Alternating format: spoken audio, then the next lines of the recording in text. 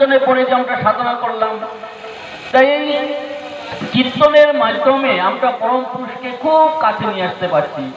তাই এই ধর্ম সাধনার অঙ্গ হিসেবে কীর্তন প্রত্যেক মানুষকেই করা উচিত। ধর্ম সাধনা প্রত্যেক মানুষকেই করা উচিত। এই যে ধর্ম সাধনা প্রত্যেক মানুষকেই করা উচিত, কেননা বলা হয়েছে যে আহার নিদ্রা ভয় মথন্য সামান্য মেতৎ পশু ভিন্ন নরারম ধর্ম হিতেশ মদিক বিশেষ ধর্মেণ অভিনা পশুবি সমানা। বলা হয়ে থাকে যে আহার নিদ্রা ভয় মতন এগুলো মানুষেরও আছে, পশুরও আছে। পশুও খায়, আহার করে, নিদ্রা যায়, ঘুমায়, মানুষও ঘুমায়, পশুও ভয় পায়, মানুষও ভয় পায়, পশুরা বংশ বিস্তার করে, মানুষও বংশ বিস্তার করে। তো মানুষ আর পশুর মধ্যে পার্থক্য কোথায়? একমাত্র মানে ধর্ম হিতেশ মধ্যে ধর্ম সাধনা একমাত্র মানুষ করতে পারে, অন্য কোনো জীব জন্তু ধর্ম সাধনা করতে পারে না। তাই মানব জীবন হচ্ছে দুর্লভ জীবন। আমাদের নরোত্তম দাস বলেছিলেন যে কৃষ্ণ ভজিবার তরে সংসারে আইনু মিছে মায়া বর্ত হয়ে বৃক্ষ সময় হন। যে আমাদের যে জন্ম হয়েছে এই কৃষ্ণকে ভগবানকে ভজনা করার জন্য। আমাদের গুরুদেব বলেছেন যে বৃক্ষে থেকে অদম, কেননা বৃক্ষের বিদ্যা বুদ্ধি কিছুই নেই, বৃক্ষ সাধনা করতে পারে না, পরম পুরুষকে ডাকতে পারে না। একমাত্র মানুষই পরম পুরুষকে ডাকতে পারেন, ধর্ম সাধনা করতে পারেন। তাই মানুষ জন্ম যদি পেয়েও যদি আমরা বলা হয়ে থাকে যে 84 লক্ষ জমি পার হওয়ার পর মানুষ জন্ম পায়, আমরা একবারই মানুষ হয়ে যায়নি। আমাদের জন্মের আগে আমরা কীট পতঙ্গ থেকে শুরু করে পশু পাখি গাছপালা থেকে শুরু করে ধাপে ধাপে ধাপে ধাপে আমরা এই মানুষ জন্ম পেয়েছি। এই মানব জীবন পেয়ে যদি আমরা ভগবানকে না ডাকি, ধর্ম সাধনা না ডাকি, তবে আমরা আবার কোটি কোটি বৎসর পশুর জীবনে ক্লেশে দগ্ধ হতে হবে। তাই আমাদেরকে সকলকেই ধর্ম সাধনা করা উচিত। ধর্মবিহীন মানব জীবন পশুর থেকে অদম জীবন।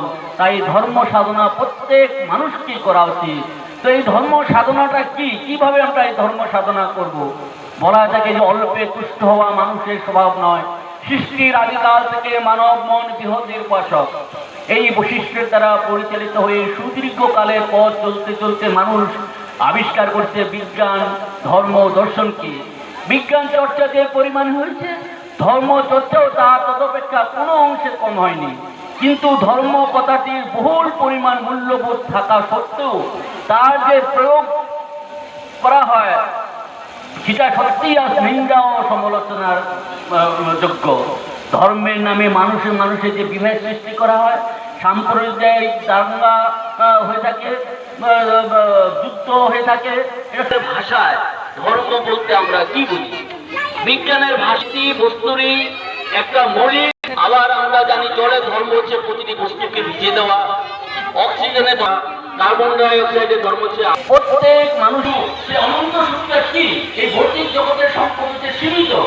এই সীমিত সম্পদ থেকে মানুষের চাহিদা, যে অনন্ত চাহিদা কোনোদিনও পূরণ হবে না।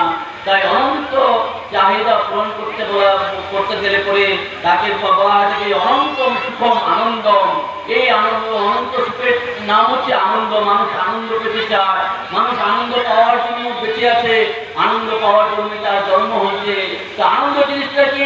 বলা হয় যে আনন্দ ব্রহ্ম ইত্যাহ, একমাত্র ব্রহ্ম হচ্ছে আনন্দ স্বরূপ।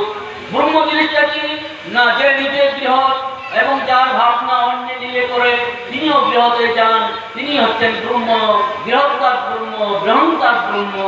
তাই এই বৃহৎকে পাওয়ার যে এসনা মানুষের মধ্যে রয়েছে, সেটাই মানুষের ধর্ম। তাই বলা হয় তাকে বৃহৎ এসনা পরিধান্ত ধর্ম। এই যে বৃহতের প্রতি মানুষের আকর্ষণ, সেটাই মানুষের ধর্ম। প্রত্যেক মানুষই সেই বৃহৎকে পেতে চায়, সেই ব্রহ্মকে পেতে চায়। তো ব্রহ্ম সম্প্রাপ্তি হচ্ছে মানব জীবনের ধর্ম লক্ষ্য। তো এই ব্রহ্মকে পেতে গেলে পরে আমাদের কি করতে হবে? বৃহৎকে পেতে গেলে পরে আমাদের কি করতে হবে? না, পূর্বকালে ঋষি মহিলা অনেক ধ্যান করে গবেষণা করে আবিষ্কার করেছিলেন যোগ সাধনা। বর্তমান সমাজে যোগ সাধনা দিয়ে ফুল পাতা দিয়ে নমস্কার করে করলাম, ভগবানের কাছে কিছু চাইলাম, আমাকে এটা দাও সেটা দাও, আমার ছেলেটা খরচা দিচ্ছে যাতে ভালো পাস করতে পারে। আমার মেয়েটার বিয়ে হচ্ছে না, শিবের কাছে গিয়ে প্রার্থনা করছি যে আমার মেয়েটার জন্য একটা ভালো বিবাহ হয়, কিন্তু পরম পুরুষকে কেউ চায় না। তো পরম পুরুষের কাছে কেউ কিছু চেয়ে করে পরম পুরুষ তাকে দিয়ে দিবেন, কিন্তু তাকে পাবে না। তাই তাকে পেতে গেলে পরে তার সাধনা করতে হবে, যা পূর্বকালের ঋষিমুনিরা যে দিয়েছিলেন যোগ সাধনা। একমাত্র যোগ সাধনায় পদ্ধতি, যে যোগ সাধনার মাধ্যমে মানুষ সে যে অনন্ত সুখ পাওয়ার যে চাহিদা তার মধ্যে রয়েছে, সেটা পূরণ একমাত্র যোগ সাধনার মাধ্যমে হবে। এছাড়া যোগ সাধনার অনেক উপকার রয়েছে।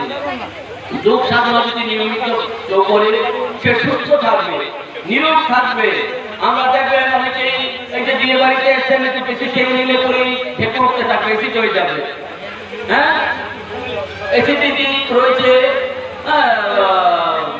অনেক ডিসেন্ট্রি রয়েছে, অনেক রোগ। আজকাল বড় বড় ডাক্তাররা ওষুধ তো দেয়নি, সঙ্গে সঙ্গে রয়েছে।